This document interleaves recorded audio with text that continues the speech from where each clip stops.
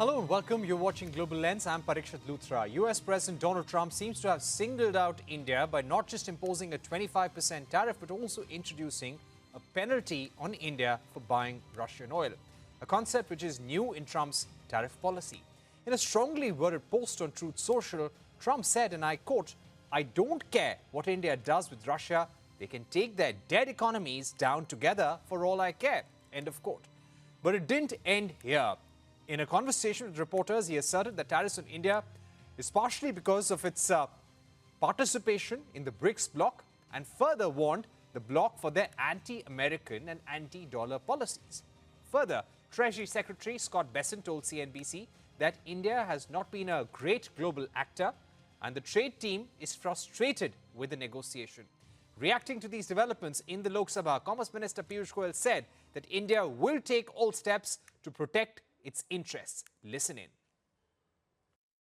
Prime Minister Modi is a friend of mine, but they don't do very much business in terms of business with us. They sell a lot to us, but we don't buy from them. You know why? Because the tariff is so high. They have one of the highest tariffs in the world. Now they're willing to cut it very substantially, but we'll see what happens. We're talking to India now. We'll see what happens. हम अपने राष्ट्रीय हितों को सुरक्षित करने और आगे बढ़ाने के लिए सभी आवश्यक कदम उठाएंगे। मात्र एक दशक से भी कम समय में India came to the table early. They've been slow rolling things, so I think that the president, the whole trade team's a bit frustrated with them. And also, you know, India's been a large buyer of sanctioned Russian oil that they then resell as refined products. So, you know, they have not been a great global actor. On the same day, Trump goes a step further to snub India by announcing a deal with Pakistan. As far as the details of the deal go, Trump stated US will be developing massive oil reserves in Pakistan, and the US is in the process of choosing the American company that will lead this partnership. However, the contours of the trade deal and other aspects of the oil reserves are yet to be released. He further snubs India by saying that someday maybe Pakistan will sell oil to India. Moreover, Pakistani Prime Minister Shehbaz Sharif thanked Trump for his leadership and called the trade agreement historic. On the other hand, commenting on talks with China, Treasury Secretary Scott Bessent said he's confident that US and China will make a deal and their technicals are being worked out. Listen in to what Bessent had to say. We pushed back on them quite a bit and made our positions known. I believe that we have the makings of a deal. They announced that we would have a 90-day roll, which was a bit premature. Ambassador Greer and myself will be speaking to President Trump today about whether we will be doing the roll by the August 12th deadline. There's still a few technical details to be worked out on the Chinese side. Between us, I'm confident that it will be done, but it's not 100% done. Joining us now is Meera Shankar, former Indian ambassador to the US, Aman Thakker, non-resident fellow at the Center for Strategic and International Studies, and Atman Trivedi, partner at the Albright Stonebridge Group. Thank you very much for joining us. Ambassador Shankar, if I can begin with you. We've not seen this kind of language being used by the United States for India in almost 25 years. What do you think we need to do now? Is it time for India to make those big-ticket announcements for Donald Trump, something that will be hard to implement, like a $500 billion investment commitment that Japan has made, but serves the political goals of Donald Trump? Well, I think that, India has negotiated in good faith with the US, even though if you look at it, India is implementing its WTO commitments. It has not raised tariffs beyond its WTO commitments, whereas Trump is violating the US's WTO commitments in the new tariff deals that he has struck with various countries. Despite this, India has been negotiating pragmatically with the US. Now, I think that both countries will continue negotiations Whether we reach a deal or not depends on whether there is a mutual meeting point between the two countries, and also whether the US is prepared to be reasonable. I mean, does it look at Indian sensitivities, or does it seek unilateral advantage to the point where it pushes India on hot ticket political and social issues which India will find difficult to accept. So the question is there a reasonable pragmatism from the US side, not just from the Indian side?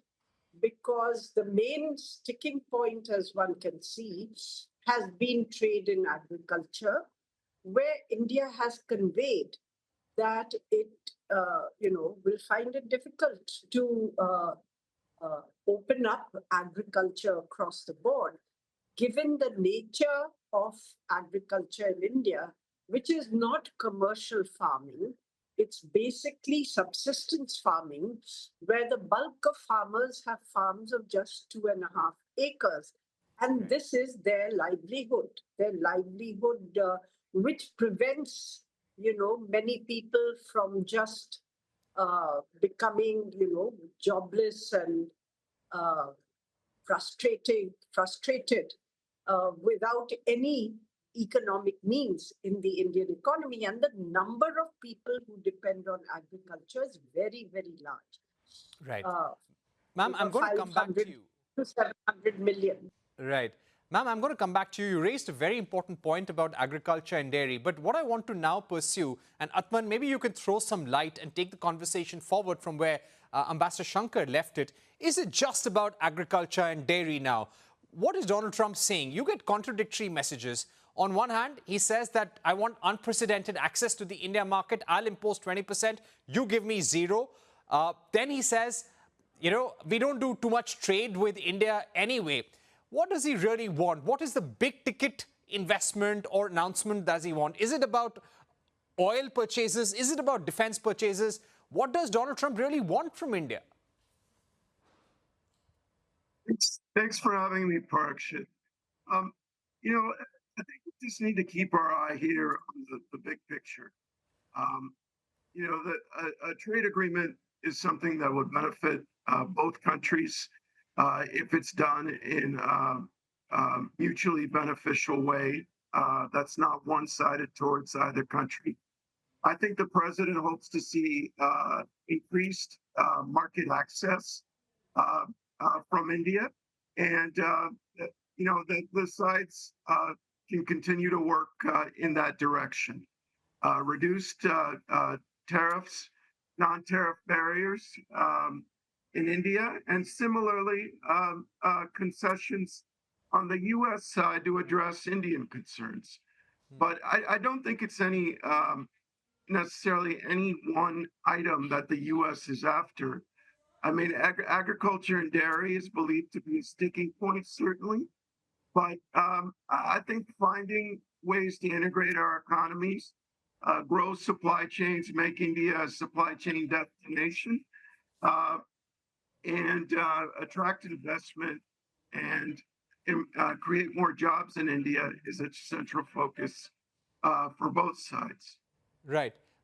Aman, if I can get you in, how do you see the threat of penalty? We wrote to the White House, and the White House told CNBC TV 18 the additional penalty is not yet decided. Do you think India will have to brace for more tariffs possibly in the next 1 week or 10 days?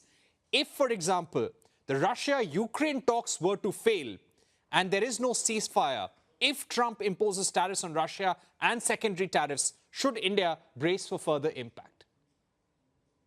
Well, Parikshit, thank you for having me. And I think on this question that you've raised, like you said, the details are still awaited. But an important facet to also remember is, I think Bloomberg this morning reported that at least Indian state-owned refineries have already started to reduce their purchases of Russian oil, partly because of the threat that President Trump has made in his Truth Social post, but partly because of fluctuations in oil prices anyway. The second point that I think is important to remember is that unlike what is happening with the US and other partners, where a lot of these frameworks and trade deals are focused just on the reciprocal tariffs application from April 2nd, the negotiations with India for the United States are on this broader bilateral trade agreement. It spans much beyond just this reciprocal trade correction that President Trump wants to make. And so, in that regard, negotiations are continuing. Um, a USTR team is scheduled to go to India in August. There are talks about, Commerce Minister Goyal and USTR Representative Greer getting on the phone in the coming days. So all of these engagements could give us clarity in how, we can get through and navigate this possible threat, address some of the concerns that, Atman has brought up, that the U.S. has said, and bring the conversation back to the mutually beneficial outcomes that could be there. Because ultimately, what the president wants is a big trade deal. That's what he's always been after. That's what he pushed back on when the initial framework at that 13% trade deal with reductions across the board, with the exceptions of dairy and agriculture, came out.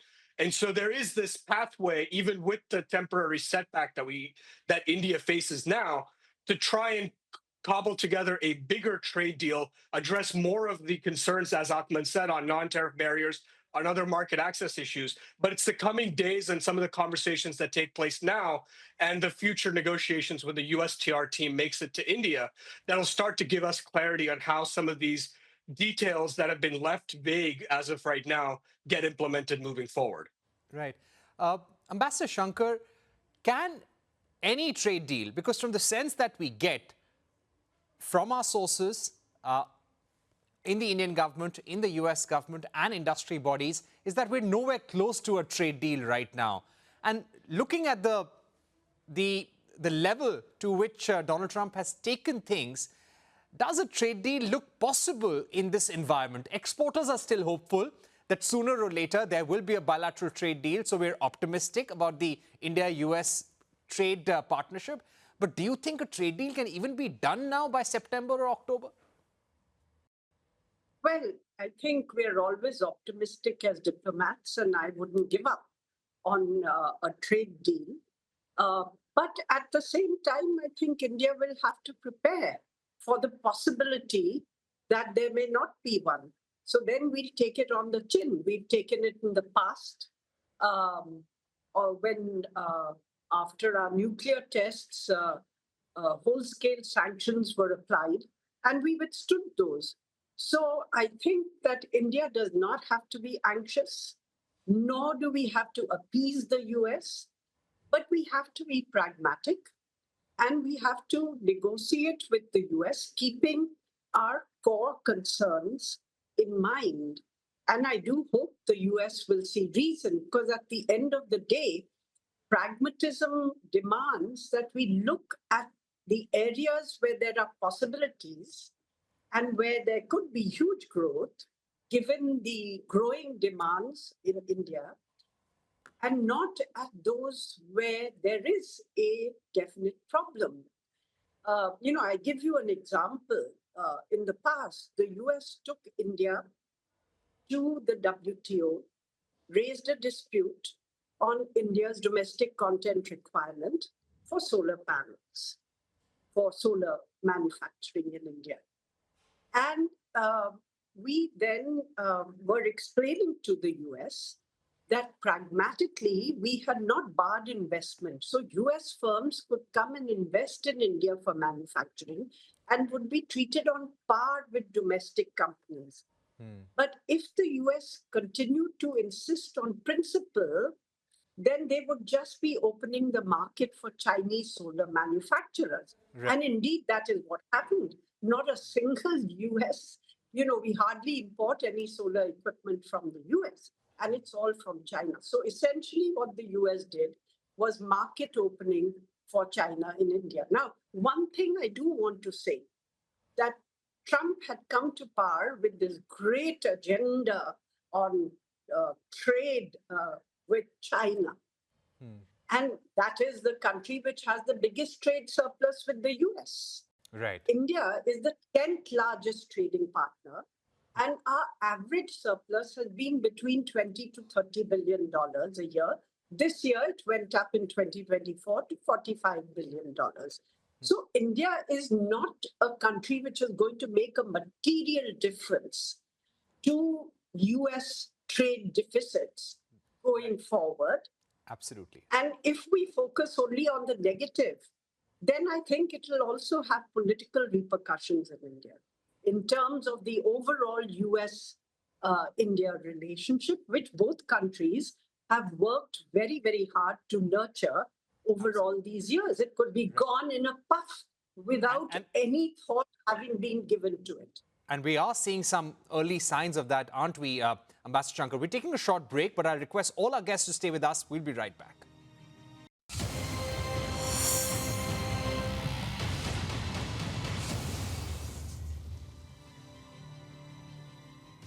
Welcome back. We are discussing US tariffs on India, and we still have with us Meera Shankar, Aman Thakker, and Atman Trivedi. Atman, if I can come to you now, do you feel it's time for India to make some concessions, show some compromise on areas such as agriculture and dairy, considering the long-term implications for the partnership? Would you feel that if Donald Trump imposes a 25% tariff and then imposes a penalty, and there is no deal, we will have to remember that this tariff level may stay with the next US administration also? Both sides need to think about the bigger picture here. There's an opportunity for India to benefit from supply chains shifting from China. There's an opportunity for greater integration between our two economies, for more investment, for more job creation, and greater growth as part of export-led growth in India. And that's the bigger picture that needs to be taken into account in these negotiations. It's not my place to say what India should or should not do, but certainly it would behoove the sides to get to the finish line on a mutually beneficial trade agreement. And I think that's what the negotiators are working towards. There has to be some give and take on both sides. And I think the Indian government has shown a recognition that, because India's economy historically has been more closed to trade, there's an opportunity there for India to take more steps in the direction of trade openness. Right. Aman, coming to you, what do you think can happen from now till about September or October?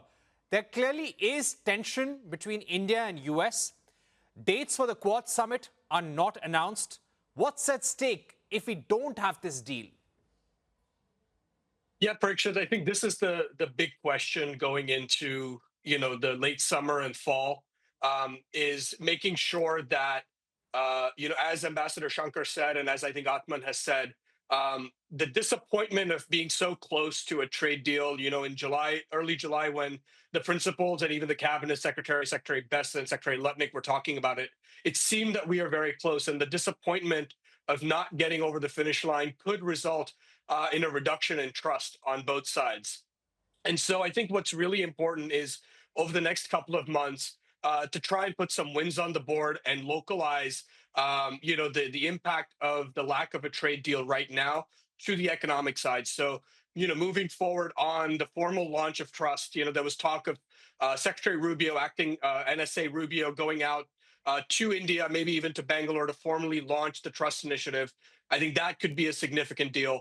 Taking forward the 10-year defense framework negotiations and getting that finished, finalizing the Quad, deals, progress in the Indian Parliament on nuclear liability laws. All of these things can signal wins and continue progress in the broader strategic relationship on the U.S.-India in the U.S.-India relations, and give the negotiators space so that they can come up with a package that is bigger and takes into account the mutually beneficial picture that Atman has painted. I think that, between now and September, October, November, when we're looking at the diplomatic calendar for a Quad Leader Summit, if we can get some of those wins on the board and progress in some of these key strategic areas, I think that allows for continued progress on U.S.-India relations, space for the negotiators to come up with a package and announce it sometime on the sidelines of the Quad Leaders Summit, where, you know, hopefully there's also a bilateral meeting between Prime Minister Modi and President Trump. All right. Ambassador Shankar, what do you think is going wrong in ties between India and US right now? We were possibly one of the first leaders to visit Washington, D.C. Prime Minister was there. We had a very successful summit. We were the first to start negotiations. We gave concessions on bourbon whiskey. We gave concessions on Google tax, reduced tariffs on automobiles as well, above 40,000 US dollars. Now we're looking at a trade deal with Pakistan and US. And Donald Trump is taking jibes at India. He's saying, I don't care if the Indian economy and Russian economy both are dead if they go down. You know, is there now a strategic pivot towards Pakistan in the US, or is this something very temporary? Well, it appears that there could be, and that's something of concern to India, because we've seen it in the past. We've lived with it in the past. We faced the consequences of it in the past when Pakistan felt, because they were a strategic frontline state, that they had a free hand as far as terrorism on the western border with India was concerned. So obviously there is concern in India at this.